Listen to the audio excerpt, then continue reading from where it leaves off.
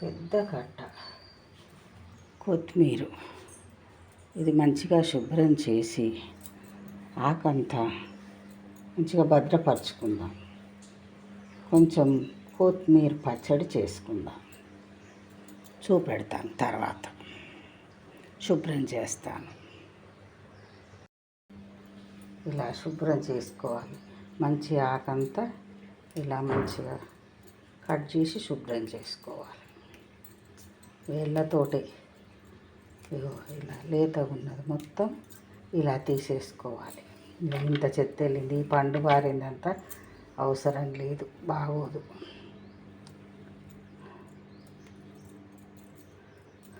ఇగో ఇదంతా ఇలా తీసుకొని దీన్ని శుభ్రం చేద్దాం.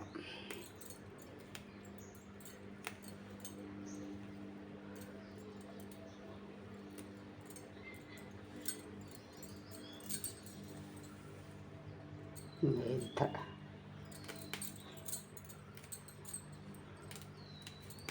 ఇప్పుడు బాగా దొరుకుతుంది కదా ఆకుకూరలు. ఏది దొరికినప్పుడు అది వినియోగించుకోవడం మంచిది ఒంటికి కూడా. అందుకని పెసరపప్పు కొత్తిమీర వండేస్తాను. తర్వాత చూడండి, ఇది తెల్లింది, ఇదంతా వేస్టే. దాన్ని శుభ్రం చేద్దాం.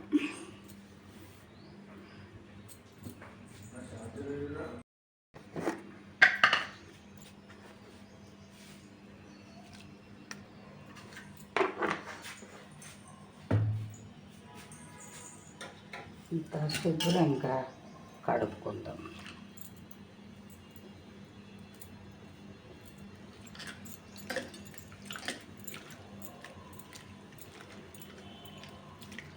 ఒక 2 నిమిషాలు ఉంచాక వేరే నీళ్ళల్లో కడుగుదాం. ఉప్పు నీళ్ళల్లో 2 నిమిషాలు ఉంచేద్దాం. శుభ్రం చేసి ఇంకో గిన్నెలో మంచి నీళ్ళు తెచ్చాను.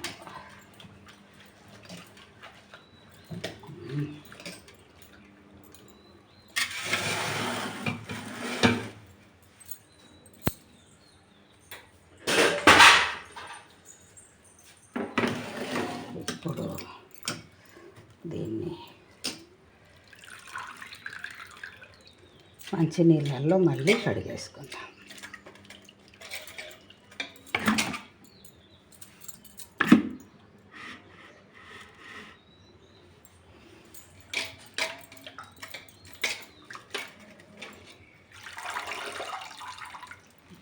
వడగిన్నెలో వేసేసుకుందాం.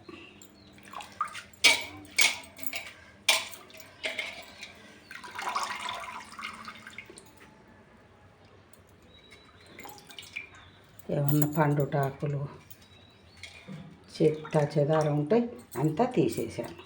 గడ్డి ఇతర మొక్కలు మొలుస్తాయి కదా, అన్నీ తీసేసాను. శుభ్రంగా ఉంది ఇప్పుడు.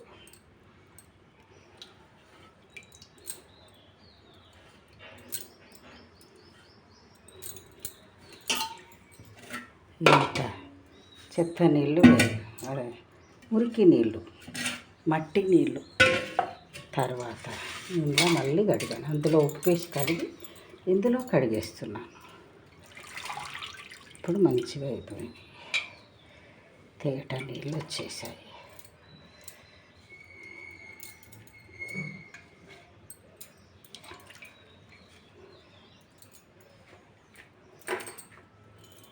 ఒక 10 నిమిషాలు ఈ నీళ్ళన్నీ వడిసిపోయాక ఒక గుడ్డ మీద వేస్తాను. మంచిగా నీళ్ళు గుంజేస్తుంది. ఇలా మంచి కాటన్ టవలు పిండింది, దీని మీద ఆరబెట్టాను. ఇంకా ఆరిపోయింది. దీన్ని భద్రపరుచుకుందాం ఒక బాటిల్లో. చూపెడతా. దీన్ని సన్నగా తరిగి భద్రపరుచుకుందాం. ఇదిగోండి మంచిగా ఎండిందండి. ఇది ఈ గాజు పాత్రలో పెట్టేసి ఫ్రిడ్జ్లో పెట్టేసుకుందాం. నెల రోజులైనా కానీ బాగా ఉంటుంది. 20 రోజులలో అయిపోతుంది. సన్నగా తరిగి పెట్టేసుకుందాం.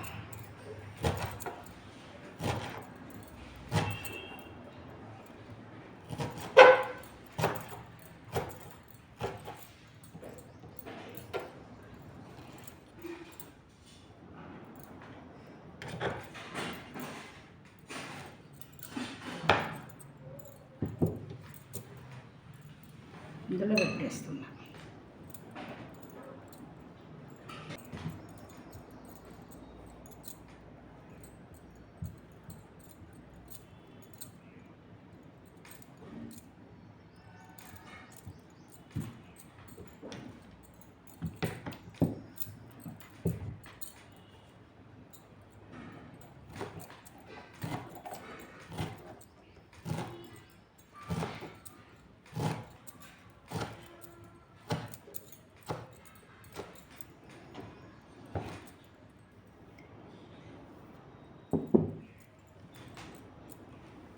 ఇలా మంచిగా పెట్టేసుకోవాలి.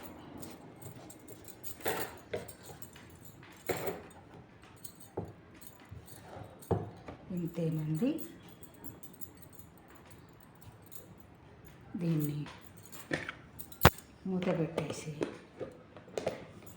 ఫ్రిడ్జ్లో పెట్టేసుకోవడం.